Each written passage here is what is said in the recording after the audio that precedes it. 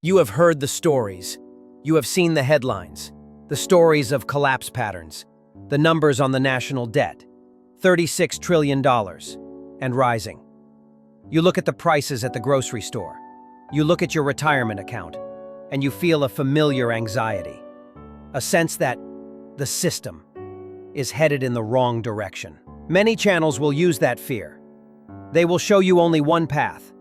A 7-stage pattern to catastrophe. They show you Spain's collapse. They show you Britain's collapse. They show you the Soviet Union's collapse. And then they point to America. And they say, we are next. Today, we are not doing that. Because Fiscal Folklore believes that you, our audience, deserve more than fear. You deserve the truth. And the truth is, those stories are only telling half the story. Because history is not a one-way street to destruction. It is a fork in the road. It is a story of pivotal choices. The real question is not, will America collapse? The real question is, why, while the Spanish Empire vanished, did Germany and Japan rise from the absolute ashes of war? History is not a death sentence. It is an instruction manual. And today, we are going to read that manual. To understand the difference between decline and reinvention, we must start with the first pivotal choice. A simple question: where does a nation's wealth come from? Let's look at the Spanish Empire. In the 16th century, they were the richest nation on earth. They had won. They had conquered the New World. They controlled the mines of Potosi, mountains of pure silver. So much silver flooded into Europe, it changed the continent forever. They had so much money. They didn't know what to do with it. And they made a choice, a fatal choice. They chose wealth by taking instead of wealth by making. You see, the Spanish nobility had a culture. They called it hidalgo. It meant that to be a true gentleman, you could not work. Labor was for the lower classes. Conquest, religion, and spending. That was the life of a noble. So, why grow wheat when you can buy French wheat with silver? Why weave cloth when you can buy Italian silk? Why forge steel when you can buy Dutch weapons? They looked down on production. For 100 years, Spain became a giant, glistening pipeline. The wealth flowed through them, but it did not stay. Their domestic agriculture faded. Their workshops closed. They lost what other channels call productive capacity. But it was more than that. They lost the knowledge of how to feed themselves. They became the first nation to outsource everything. Not for efficiency, but out of arrogance. And then, pause. 1 second. The silver began to run low. The mines became harder to work. The ships were attacked by pirates. And suddenly, the easy wealth was gone. But Spain had nothing left. They had no farmers, no craftsmen. They only had nobles, and they had bills. To pay those bills, what did they do? Exactly what you think. They began to counterfeit their own money. They started mixing copper into their silver coins, creating a new currency called vellon. They started silver coin transforming into a dull copper vellon coin, illustrating currency debasement. At first, it was half silver, half copper. Then, it was just copper, washed in a thin layer of silver. They were the first to invent government-sponsored inflation. A loaf of bread that cost 1 coin soon cost 20, then 50. But you cannot fool reality. Other nations stopped accepting their money. Their economy collapsed from within. Spain had chosen the path of decline. They chose silver over bread, and in the end, they had neither. Now, let's look at Britain. Centuries later, Britain faced its own choice.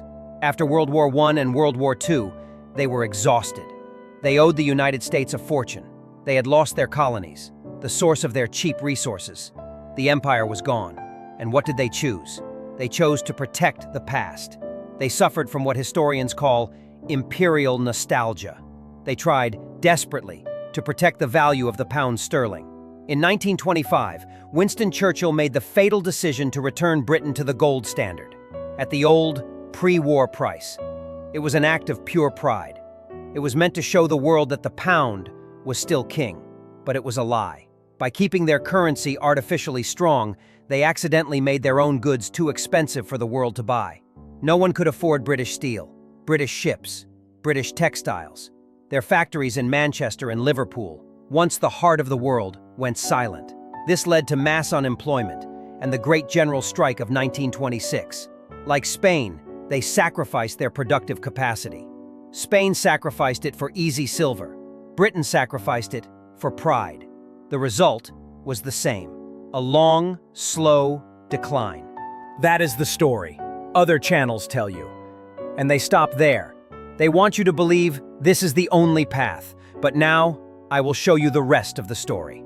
Pivotal choice number 2, the path of reinvention. This is Germany, 1945. They were not just at stage 4, they were at stage apocalypse. Their cities were ash, their factories were gone, their nation was divided. They had no colonies, no silver, no allies. They had nothing.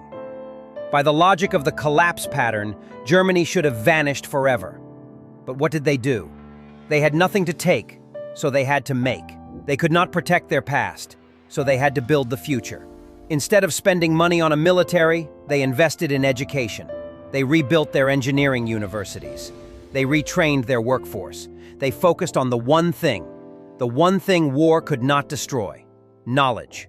They did not try to compete on price. They competed on quality. They decided that made in Germany would be a symbol of excellence, and they succeeded. In just 20 years, from absolute ash, Germany became one of the strongest economies on the planet. They had no silver, they had no colonies, they had engineers, scientists, and skilled workers. They chose reinvention, and they were not alone. Look at Japan, an even more incredible story. Destroyed by 2 atomic bombs, an island nation with no natural resources. What did they choose? They chose the same path. They did not try to rebuild their army. They focused on learning. They sent their best engineers to the United States to learn from us. They learned how we built cars, how we made radios. Then they went back and did it better. They invented lean manufacturing. They focused on efficiency and reliability.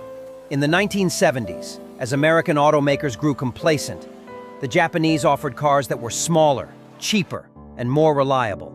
When the oil crisis hit, the entire world lined up to buy them. Japan, like Germany, chose reinvention. They chose knowledge over conquest. So, what is the lesson here? Economic collapse is real, but it is not permanent. A nation that loses its factories is a tragedy, but a nation that loses its ability to build new factories, that is the end. We have seen how nations choose their source of wealth. We have seen how they respond to crisis. But there is a third, deeper choice, one that is often overlooked because it is invisible. It is the choice of culture, and its direct result, demographics. Let's talk about the Roman Empire. For centuries, other channels have compared America to Rome. They talk about military overspending. They talk about bread and circuses, but they miss the real underlying cause of Rome's fall. Rome didn't just run out of money. It ran out of Romans. In the early days of the Republic, the Roman family was the engine of the state. Families were large, duty, hard work, and raising the next generation were the highest virtues. This culture created a demographic surplus, a constant supply of soldiers, farmers, and engineers. But after centuries of unrivaled wealth and empire, the culture changed. The elite in the city of Rome began to see children not as a blessing, but as a burden. Why have children when you can have a lavish lifestyle? Why raise a family when you can attend the games? Historians call it elite decadence. The birth rate collapsed, first among the wealthy and then among all classes. Rome became a society of the old, a society that consumed but no longer created. What happens when a nation stops having children? First, you run out of soldiers. Rome had to hire foreign mercenaries, Goths, Vandals, Germans, to defend its borders. These mercenaries had no loyalty to Rome. They were fighting for a paycheck. Eventually, they realized it was easier to take Rome than to defend it. Second, you run out of workers. The farms, the aqueducts, the roads. There was no one left to build them or to fix them. The tax base evaporated. An aging, shrinking population cannot support a global empire. It wasn't the barbarian invasions that destroyed Rome. The barbarians just walked into a house that was already empty. Rome's decline was a demographic choice, a cultural choice. They stopped believing in the future, so they stopped creating it. This is a pattern we see again and again. Productive capacity is not just about factories. It is about people. Factories are run by workers. Economies are driven by new ideas, by the young, by families. When a nation's culture shifts from family and building to individualism and consumption, the demographic math becomes unstoppable.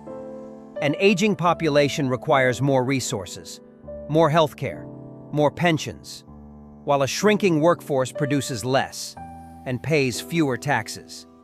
It is the ultimate internal collapse.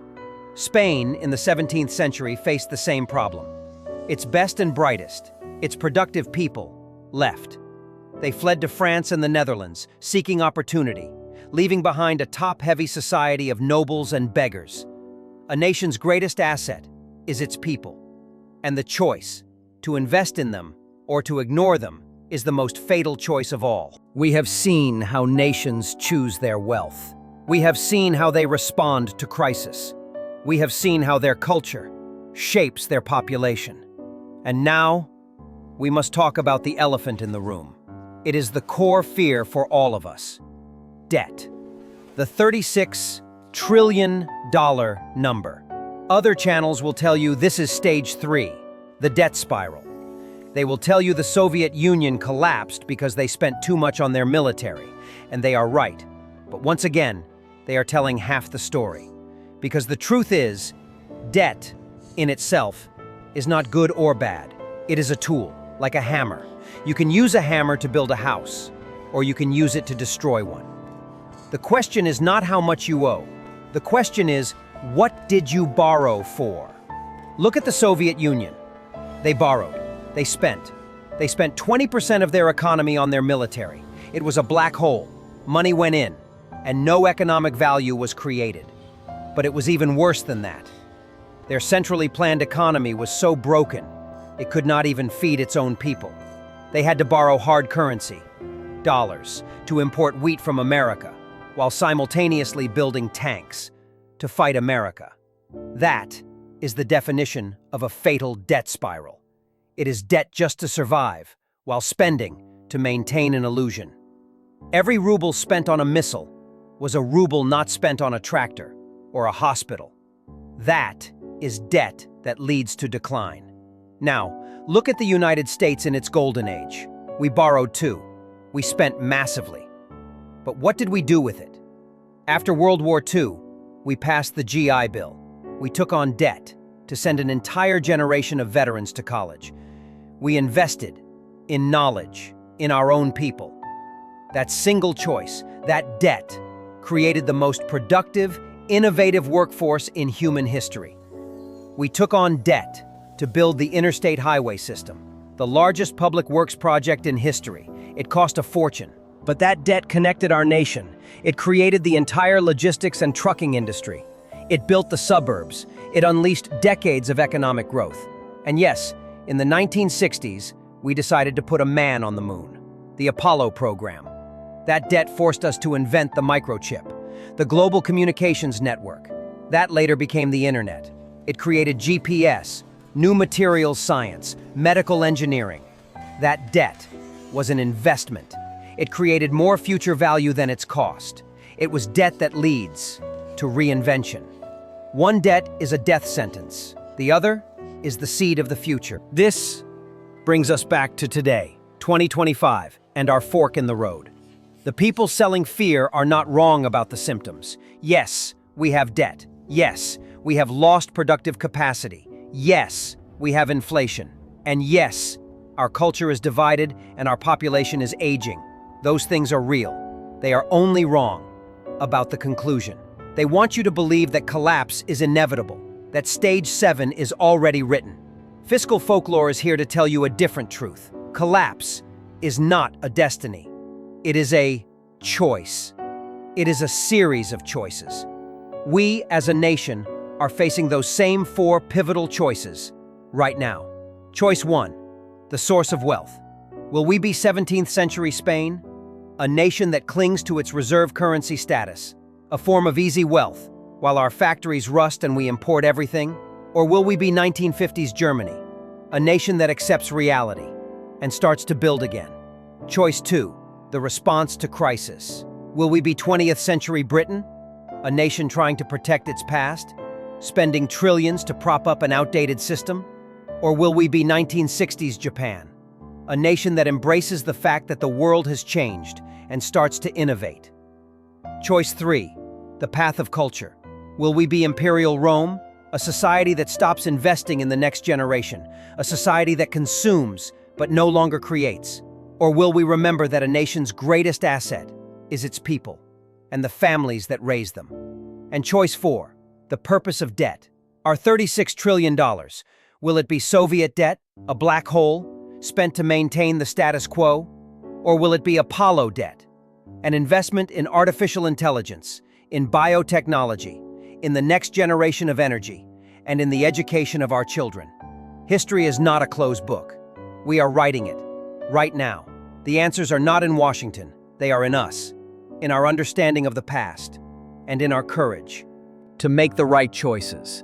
This channel exists for one reason, not to scare you, but to equip you with the wisdom of history, because an informed community is the final defense against decline. If you believe that history is not just a warning, but an instruction manual, if you believe in learning from Spain's mistakes and learning from Germany's resilience, then you have come to the right place. Join us at Fiscal Folklore, subscribe, and press the bell, because this is where we stop fearing the future and start learning from the past.